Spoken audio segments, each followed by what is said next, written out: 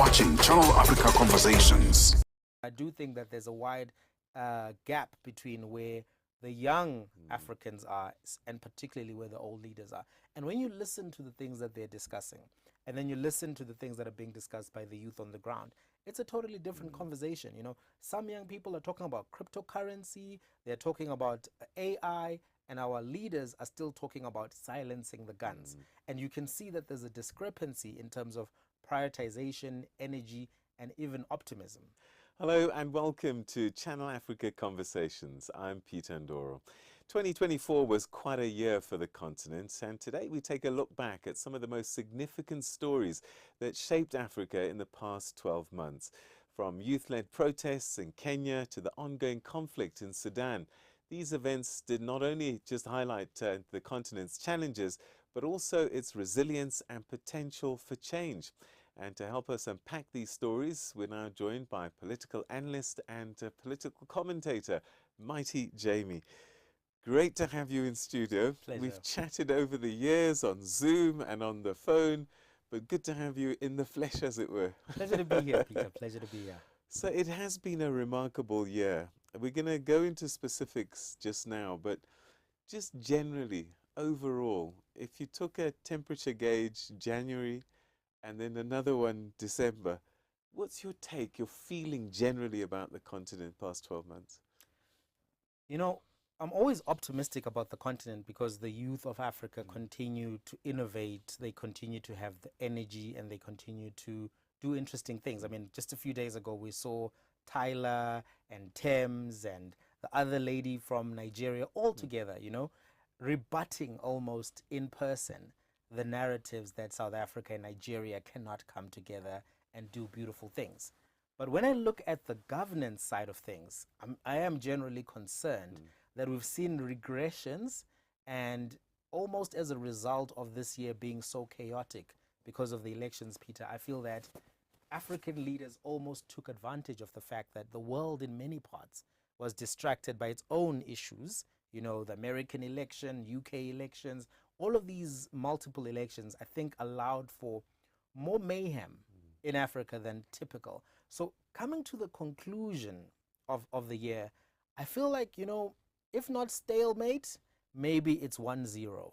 Okay. And again, we'll get into specifics now. But for me, I'm starting to feel for the very first time, we know the statistic is that the average age of the African is 19. I'm feeling it now more than ever from the events that we've seen during the course of the year. And we're now starting to have this generation battle, the old and the new. And the new is just finding ways to move on in spite of the older generation that perhaps are clinging on to power. Do you get that sense as well? You know, I got that sense most at Christmas, actually, at the Christmas event with family. I was sitting there listening to the playlist that the young cousins had come up with. It took me a very long time to bump into a song that I was familiar with. And I think of myself as somebody who's in touch. I thought, this is the first time I've not felt relevant. And in that anecdotal experience, I also saw exactly what you're talking about. I do think that there's a wide gap between where the young Africans are and particularly where the old leaders are.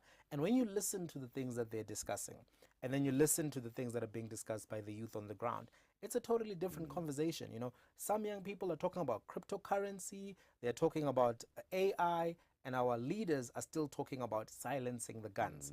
And you can see that there's a discrepancy in terms of prioritization, energy, and even optimism. Right. Well, let's unpack some of these issues as we look at specifics and some of the big events that took place this year. Mozambique's elections. The last election, there were accusations of vote rigging. Frelimo continues to fix the ballots. And then we started to see shifts taking place, first in South Africa with their election. And the question became, could the same happen in Mozambique? Could Frelimo, being in power since 1975, actually lose power? And then we saw these protests. Take us through Mozambique and what it has meant, because this story is still playing out. It's an unfolding story, and I think it's one that will set the tone almost for 2025. So what we saw on the 9th of October is that Mozambique had its elections. And these were elections that were marred with irregularities from the jump. And the Catholic Church, the EU observer missions, and other observer missions also said that, listen, there's a lot of stuff that we have as concerns about this election, pre-election and as well with the vote counting and the vote announcements. When the results were announced, we saw Frelimo being announced with 70, I think it was 71% of the vote, and the next party, Podemo, being announced with 20% of the vote. Protests then ensued because the youth of I'm not saying Nigeria, of Mozambique are frustrated, and they have a sentiment that it's been 49 years of Frelimo running the country, and they are still dealing with massive unemployment, massive youth unemployment. Many of them didn't grow up in the heart of the civil war, so they don't have recollections with that, and maybe don't even have favorable views of Frelimo maybe as having stabilized the country after the civil war. The election irregularities are not new. In 2019, there were also election irregularities, to the point where I often bring this example up because it was one of the most peculiar examples. We had this election observer, Anastasio Matavel, who exposed electoral fraud. And a few days after he exposed the electoral fraud, he was gunned down. Wow. What then happened is that the police who gunned him down, and we know it was the police because they crashed the car about 50 meters away. Some of them died in the car crash, and 6 of them actually were arrested and, imprisoned for having killed this election observer. Fast forward to 2024, you have the same complaints that were being raised, and this time around we saw, for a South African audience, the equivalent of Dalimpofu being gunned down, because we saw the lawyer for Podemo being killed just a few days after the election, and he had said they've got material evidence that they could prove that there were election irregularities. So they challenged this election. We finally saw the Constitutional Council coming through on Monday to say they're going to ratify this election result. They then said they're going to reduce the outcome for Frelimo from 71 to 65 and add 4 more percent to the Podemo outcome to 24. This has been rejected. The youth then went back to the streets, also civilians, adult civilians as well. And this is where we are right now. There's been border closures. We've seen the South African Department of International Relations calling for calm. But when I thought about that outcome, if you have 4 to 5% that you can prove was manipulated, that, I think, ipso facto, shows that there is more manipulation. At the point where you can show something as material as 5% and say, hey, we're going to revise your mark down for 5%, to me, that already is a concession that there are multiple more irregularities that you may not be able to prove with hard evidence, but that show that this election was problematic. So this has bearings, of course, to the terror threat in SADC, because we know that in the Del Cabo region, there have been terror threats prior to this. So whenever you have protests, whenever you have radicalization of a youthful population, it's very likely that the extremists take advantage of that. We haven't seen massive terror in SADC the way that Kenya has as a result of the instability in Somalia. But I'm very concerned going into this particular moment whether or not we're going to see instability then flowing over into Zimbabwe, into South Africa as a result of this. So this particular moment, reflecting on African democracy as a whole, you're right, there was a lot of hope around the evolution of democracy in Africa. After the South African elections, the way that the ANC dealt with their outcome, going into a coalition, maintaining stability, the courts participated, and South Africa was able to have a transition of power. But then we also saw something optimistic from Botswana, because the BDP lost dramatically. They also had a concession, Masisi conceded. But when you then look at the Mozambique example, it just shows that the developments and the positive outcomes are not evenly spread. We have pockets of progress, pockets of positivity, and then massive pockets of crisis, such as what is happening in Mozambique right now. But the warning signs were there. You've mentioned Botswana, you've mentioned South Africa, ANC losing its majority, oldest political party on the continent. even that, with names like Mandela associated with it, wasn't enough in the end. And then Zimbabwe, ZANU-PF, to the point that SADC itself said, gentlemen, this was really bad. And that was the first time that Yes. had happened. So Mozambique did have warnings that this was coming. Do you think then that there's an inevitability about the future for Mozambique, that it will follow what we've seen in other parts of Southern Africa? I've got concerns because we're at a path here. Mozambique is at that divergent path where they can go one of two ways. Option one is where they maybe go into a government of national unity of some sort, and then the next election becomes a transition moment. Or Frelimo doubles down and goes full authoritarian. We've seen that with ZANU-PF in Zimbabwe. And what happens when those moments happen is that you actually have regression.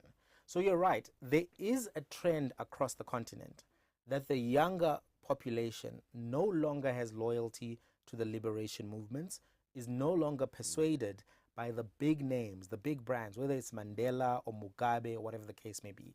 They're now trying to renegotiate their political contracts with the political parties, looking at bread and butter issues like unemployment, like inflation. Same applies to Ghana. It was an inflation and economy election.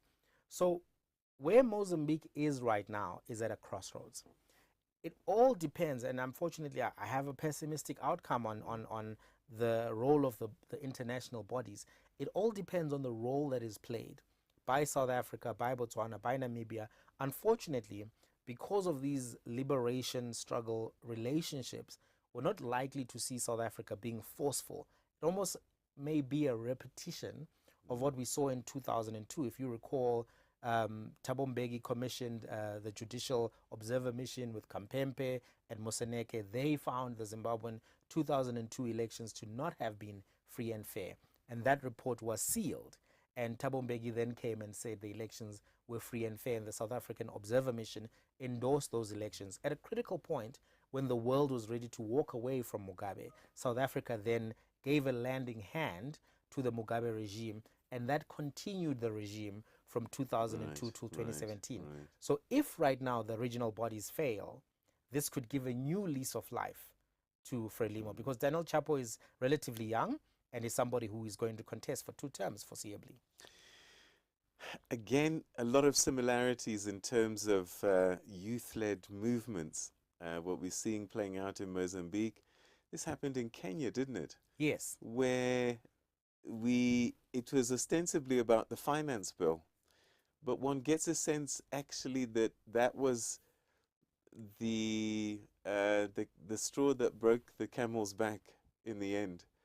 Take us through what happened in Kenya and that movement, protest by the youth. So what we saw earlier this year, and it was quite an interesting moment, because there was an increased tax that was proposed by the government to deal with some of their outstanding debt and their loan agreements with institutional bodies such as the IMF. So the government announced that they were going to increase taxes on things that Kenyans have been struggling with, oil, for instance, and cooking oil. All of these things were going to have increases in pricing. And the youth of Kenya, and also the adults, because what sometimes happens is that the adults tacitly endorse this behavior because they don't tell their kids in the house, stay at home, don't go out there, it's dangerous, or whatever the case may be. So we then saw the youth of Kenya going onto the streets protesting. There was an attempt to quell that, but after a period of a few days, it became very clear that there was a massive uprising, and the youth of Kenya were very frustrated with Ruto's leadership and the state of the economy and this particular bill that was proposed. It got to the point where the whole bill was then reversed, which was a massive victory for the youth of Kenya. That in and of itself, I think, is reflective of what we've seen also with Nigeria, with the End SARS movement, with South Africa, what we saw with the Fees Must Fall movement. But there's a question there that I often ask myself about these leaderless protests, Peter, and it's this. When you have these organic movements that stem from critical moments, such as maybe raising of school fees or raising of the price of cooking oil by a government that is viewed as corrupt, such as the Kenyan government, you often have these movements emerge. But because young people are either skeptical or fatigued by institutional leadership. They prefer these flat structures where no one can then be the leader, where there's no institutional body to record the demands, the ideology, to make a bank account, and to basically organize what's happening. What then happens, and I think we've seen this with NSAS, is that after the moment, the energy, which was quite massive and spectacular, then dissipates through lack of organization. And we seem to be at a point now where I saw a poll indicating that Ruto will comfortably win the next election if the election were to be held anytime soon. So if you think about this massive moment where he is rebutted by the youth and refuted by them for poor leadership and poor financial management, to a point where in December, polling is now indicating that he is still the front runner to win the next election, I think there's a question we then have to ask about these youth movements and whether or not there's something missing. Because even if you think about fees must fall, you know, big moment, but now the fees is going up.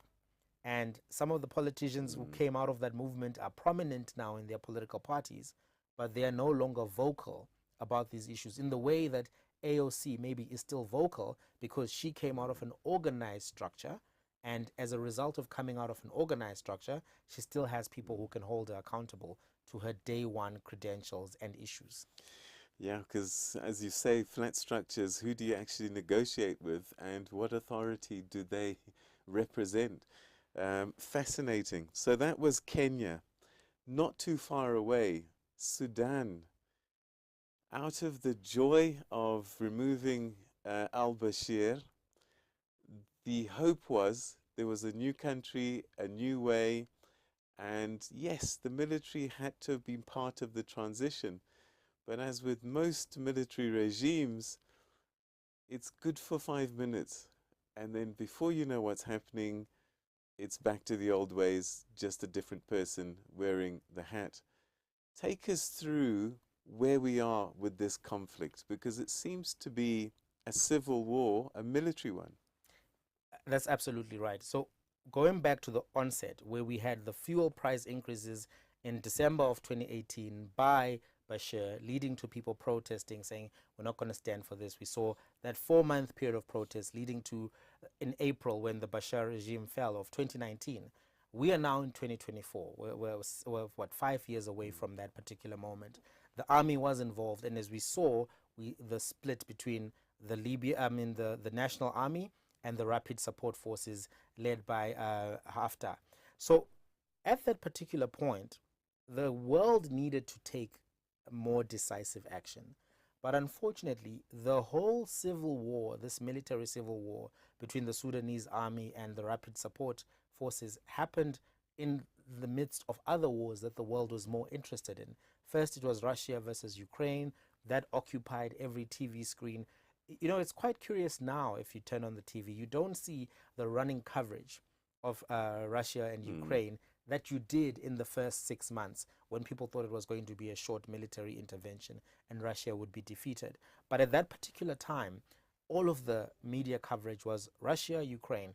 Then, unfortunately, a new conflict, I guess it wasn't new, but we had a new conflagration of a long-standing conflict between Israel and Hamas, which happened, I think we're in the second year now. So in as much as this massive African conflict was breaking out, the global attention, and still, if you go to Al Jazeera, you go to The Guardian, you go to New York Times, there's more coverage of Israel and Hamas and the conflict in Gaza, more coverage of Russia and Ukraine and what Donald Trump is going to do or not do, than there is the largest conflict going on in Africa.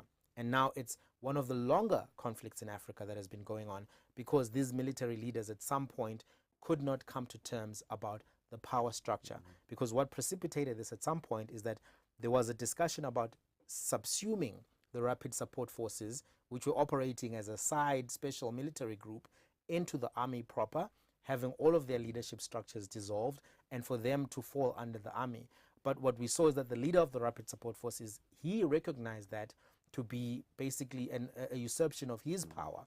And he was not going to have that, because he viewed himself as being the legitimate engine which allowed for the fall of Bashir, as somebody who was also one of the enforcers of the Bashir regime. So at this particular point, even though the people marched for civilian rule, civilian constitutional rule, you have competing forces, whichever military faction wins, you're not going to get civilian constitutional rule, because one side wants a more Sharia law type of government and the other side just wants more dictatorship. Whichever side were to win this, it's not going to lead to change. But there's one issue that I think is worth bringing up here. The international players who are backing up these different entities, because the United Arab Emirates have been implicated in supporting the rapid support forces with arms, right? Because they view this as part of their geopolitical game. They've also been implicated in supporting the breakaway militias in Libya. So at some point, in as much as we have conversations about how America supports Ukraine, sometimes to the detriment of peace in that region, we also have to have conversations as African players to say, who are the entities globally who are keeping these conflicts ongoing, which are detrimental to our own progress? South Africa, Government of National Unity. We got I guess, a precursor with the municipal elections that took place before, and we started to see these coalitions forming. And that gave us a clue of perhaps what was on the horizon. Most people heard the polls that took place, but I think there was a bit of denial going on that really the ANC getting less than 50%? And then it happened, and the whole political landscape changed. Take me through that shift and what it means for a country like South Africa now going forward. Well, 2024 was very interesting because, as you're saying, going into 2024, some of the big challenges that were facing South Africa: a low growth economy. We saw 0.4% growth in the first quarter and in the second quarter.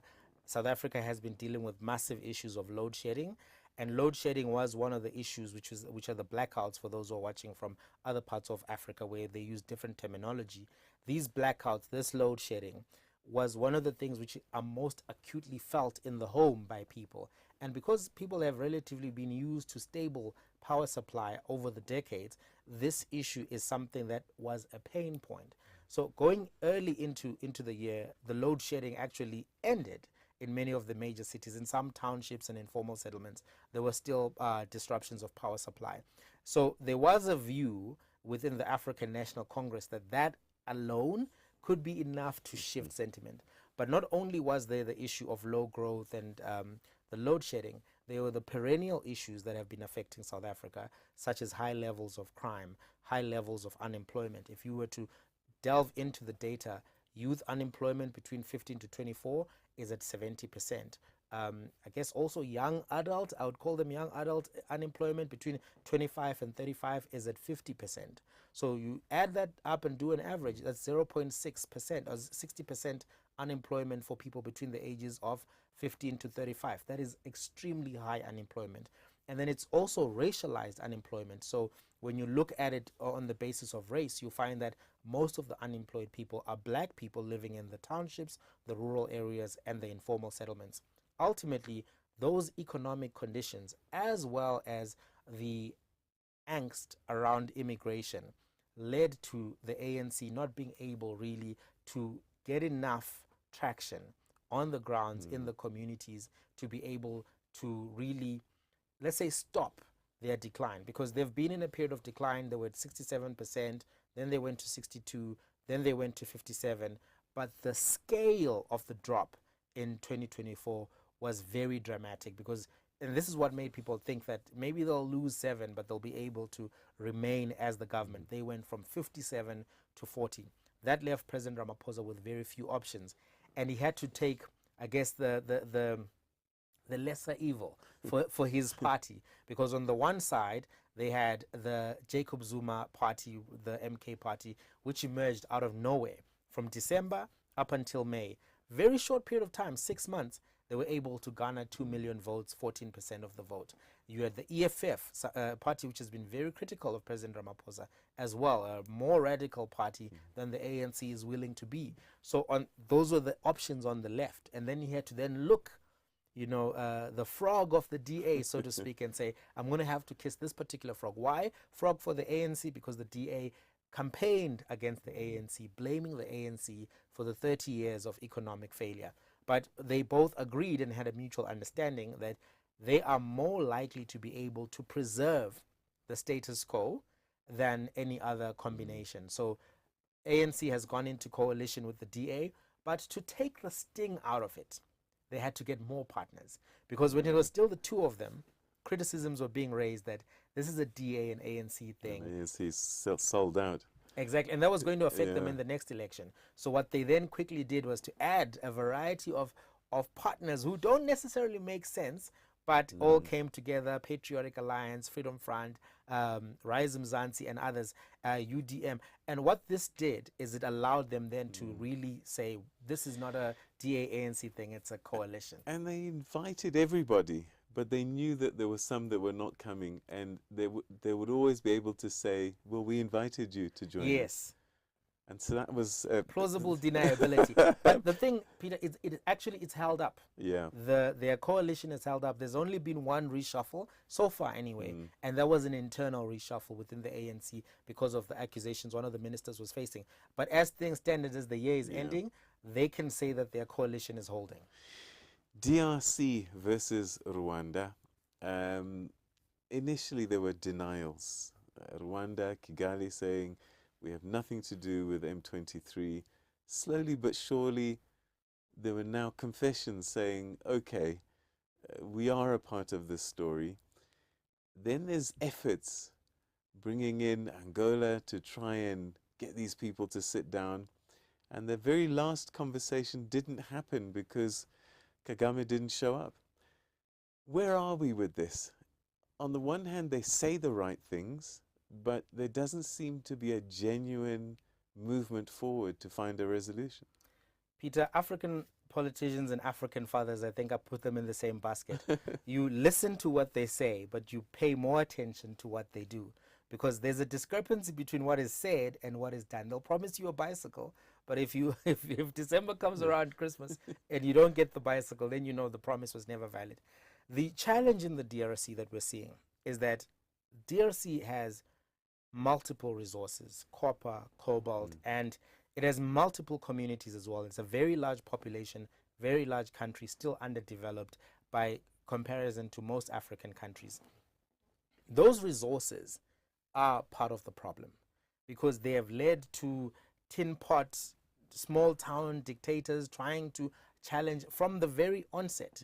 If you remember, the part of the reason why Lumumba ended up falling was because the Katanga region started challenging him as well. And then there were machinations which were supported by Belgium, which then led to his demise. Those fundamental issues have not necessarily dissipated. They've just modernized. So the resources are at the heart of the problem. But then there's also an ethnic issue, because what Kagame then conceded and said when he was doing the interview with France 24 is that his view is that the Tutsis who live in the DRC are being persecuted, they're being attacked, and because of that, he is going to continue to support the M23 rebels. So there were supposed to be these negotiations. They were the talking point of the last SADC summit. SADC said, well, we're not going to discuss Mozambique much, we're not going to discuss this other issue, but look at the DRC. We've finally been able to resolve the DRC issue. These guys are going to meet, etc., etc. Then they didn't meet. And what Rwanda did was they poisoned the chalice. They said to the government of the DRC that, listen, Tshisekedi, if you want to have these talks, the leaders of the M23 rebels also have to be part of the talks. And that was something that was unpalatable to the DRC government of Tshisekedi. And as a result, the talks fell through. But I don't think that there's any real appetite from both of these leaders, because if you recall, in the last election that happened in DRC, Tshisekedi himself was promising that they were willing to go to war with Rwanda. And Kagame was also speaking in a very violent and confrontational manner. So when you then think about the rhetoric that is coming from these presidents, typically we have diplomacy on the international stage, at the African Union, at the United Nations. It is very rare for a president, through his own mouth, to threaten with military violence a neighboring nation.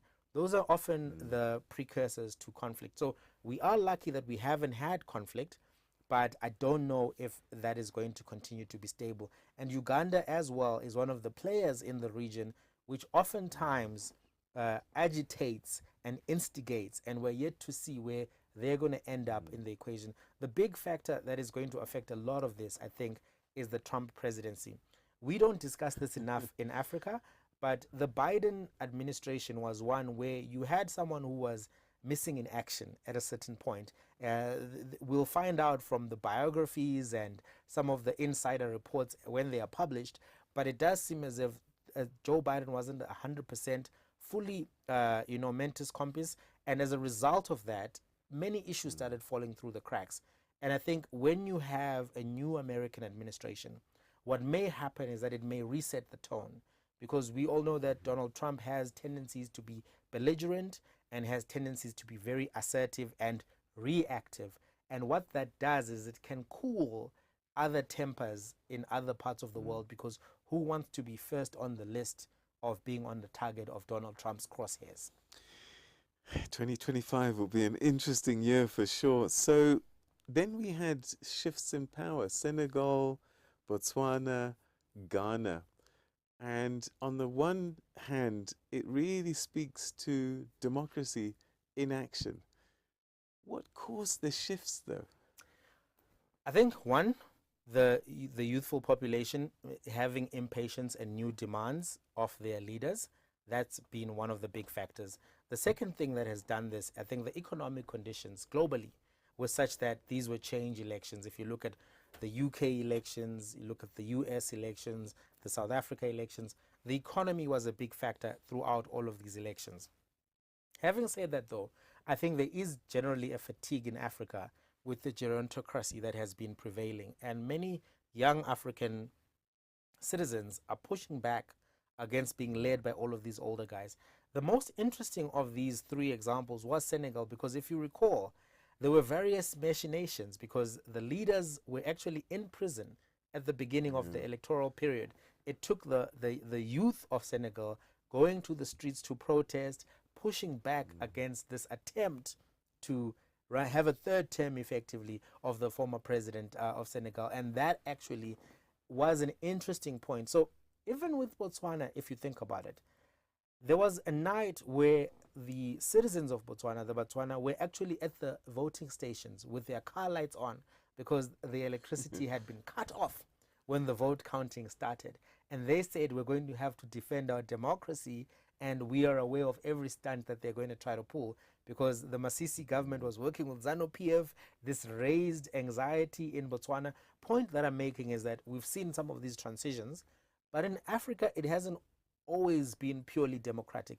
There's often have to be this agitation as well, to let those in power know that the youth are almost not going to stand by and allow a continuation. But that hasn't been fully successful, because we've seen in other places where the same sentiment and conditions existed, but the ruling political parties or the dictatorships were able to circumvent the populations to retain power.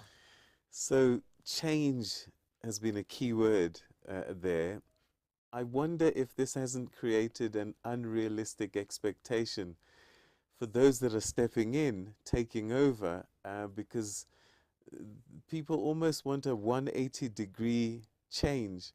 I remember being particularly disappointed with Barack Obama. I expected so much more from him, but in the end, it seemed as if the system was bigger than the individual, and I fear for the leaders that are coming in these nations. It's a good observation, Peter, and I think they are going to have challenges. But I think if all they do is clean up house and do no harm, and just remove that culture of corruption in many of the departments, for many people, they will view that as a victory. But you're right, we are seeing this pendulum effect almost, where people put this new entity and then go back to the old entity after seeing the failures of the new entity.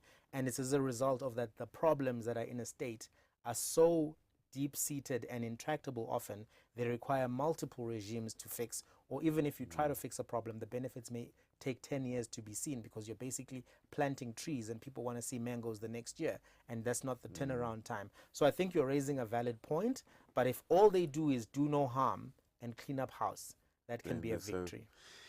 Okay, we're running out of time, but I'm curious about this alliance of Sahel states, AES, this regional coalition. Take me through that. What's the significance of this? So what we saw with when there were basically coups in Niger, in Mali, and in Burkina Faso is that these countries were isolated by the economic community of West African states.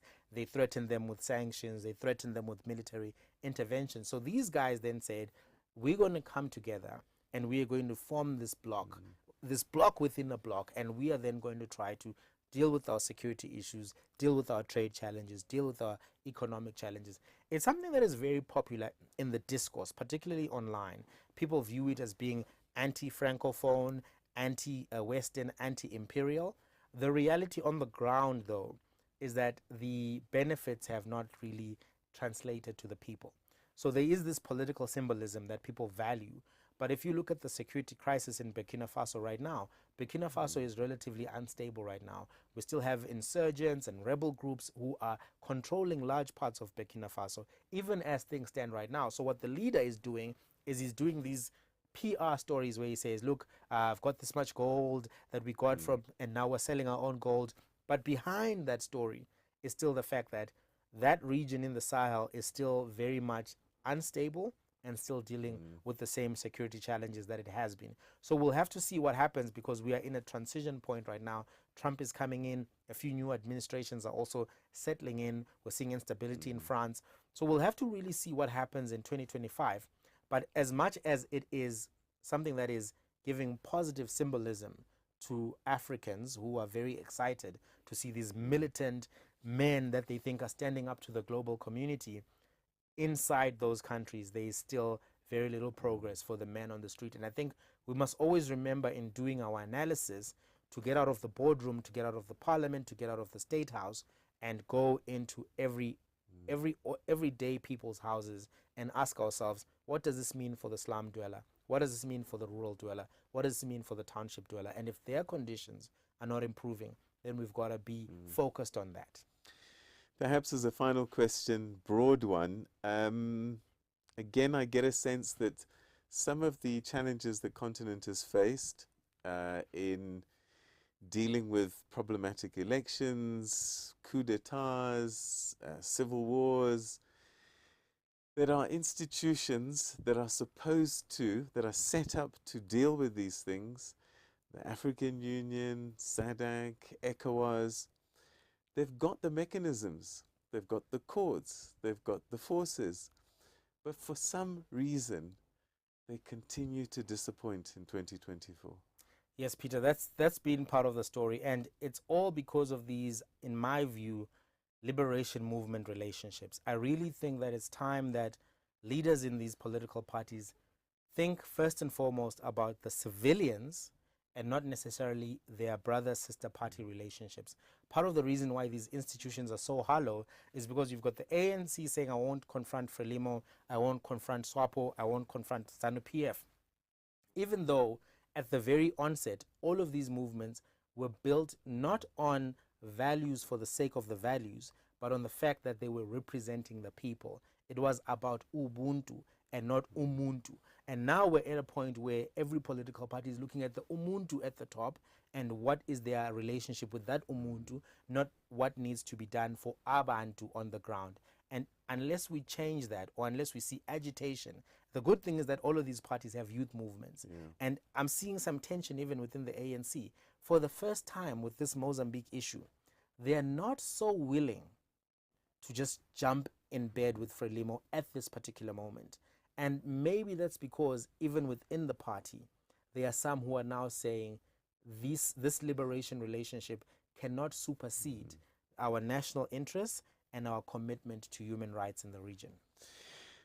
Jamie, Mighty, it's been a pleasure talking to you. There's so much we could have talked about. Mauritius went through a big elections, so much going on.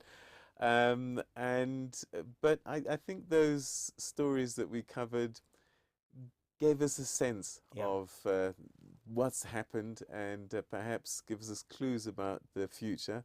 So thanks so much indeed for unpacking them and sharing your thoughts with us on what's been a remarkable year for Africa 2024. It was my pleasure. It was my pleasure. Not yet Uhuru, but maybe next year. The struggle continues. Exactly.